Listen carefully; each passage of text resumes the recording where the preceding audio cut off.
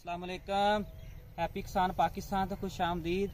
तो जी दोस्तों, मैं वकास बशीर तुहाडी खिदमत च चावल के हवाले नाल वीडियो लैके हाज़र हाँ जी। यह मेरा ज़ाती फील्ड है और मैं ਜਿਹੜੇ ਦੋਸਤ ਹਜ਼ਰਾਤ ਜ਼ਾਤੀ ਤੌਰ ਤੇ ਵੀ ਮੈਨੂੰ ਜਾਣਦੇ ਜਾਂ ਪੁਰਾਣੇ ਹੈਪੀ ਕਿਸਾਨ ਪਾਕਿਸਤਾਨ ਨਾਲ ਜੁੜੇ ਆ, ਮੈਂ ਖੁਦ ਤਜਰਬਾ ਕਰਕੇ ਜਾਂ ਬਹੁਤ ਹੀ ਜਿਹੜੇ ਤਜਰਬਾਕਾਰ ਬੰਦੇ ਆ ਉਹਨਾਂ ਕੋਲ ਇਨਫੋਰਮੇਸ਼ਨ ਲੈ ਕੇ ਆਪਣੇ ਚੈਨਲ ਤੇ ਜਿਹੜਾ ਵਾ ਉਹ ਲੋਡ ਕਰਨਾ ਵਾ। ਇਹ ਮੇਰੀ ਚਾਵਲ ਦੀ ਫਸਲ ਹੈ। ਇਹਨੂੰ ਪਿਛਲੇ ਹਫਤੇ ਤੋਂ ਪੱਤਾ ਲਵੇੜ ਦੀ ਸੁੰਡੀ ਦੀ ਸ਼ਿਕਾਇਤ ਜਿਹੜੀ ਉਹ ਬਹੁਤ ਜ਼ਿਆਦਾ ਆ ਗਈ और मैं 2 प्रोडक्ट इस तो पहले यूज़ किए। आ जी दवाई एक कल की, इस तो पहला 2 प्रोडक्ट मैं पहले भी यूज़ किए। बड़े महंगे प्रोडक्ट सी, अच्छी कंपनियों के।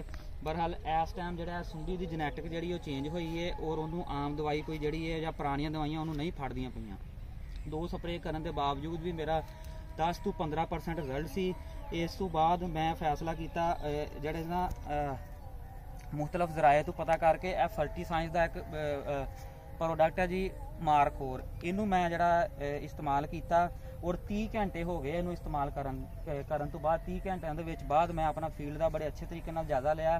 कंपनी कहती है कि 72 घंटिया तो बाद तुहाडा फील्ड जिहड़ा है वो सुंडी तो पाक हो जाएगा। मैं 30 घंटिया के बाद आके रिजल्ट चेक किया, तकरीबन 90% सुंडियां जिहड़ियां मार चुकियां ने। 10% सुंडी नज़र आती है, वो भी तकरीबन सुस्त हो चुकी है। उम्मीद की जा रही है कि कल तक जिहड़ी है वो भी मर जाएगी।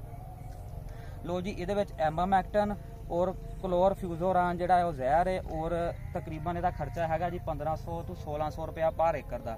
और वीडियो बनाने का मकसद ये हैगा कि इस टाइम जिहड़े पत्ता वलेट बीमारी तो लोग जिहड़े बहुत ज़्यादा परेशान है, 3-4 स्प्रेवां कर चुके हैं, बहरहाल उन्हों का रिजल्ट नहीं आया।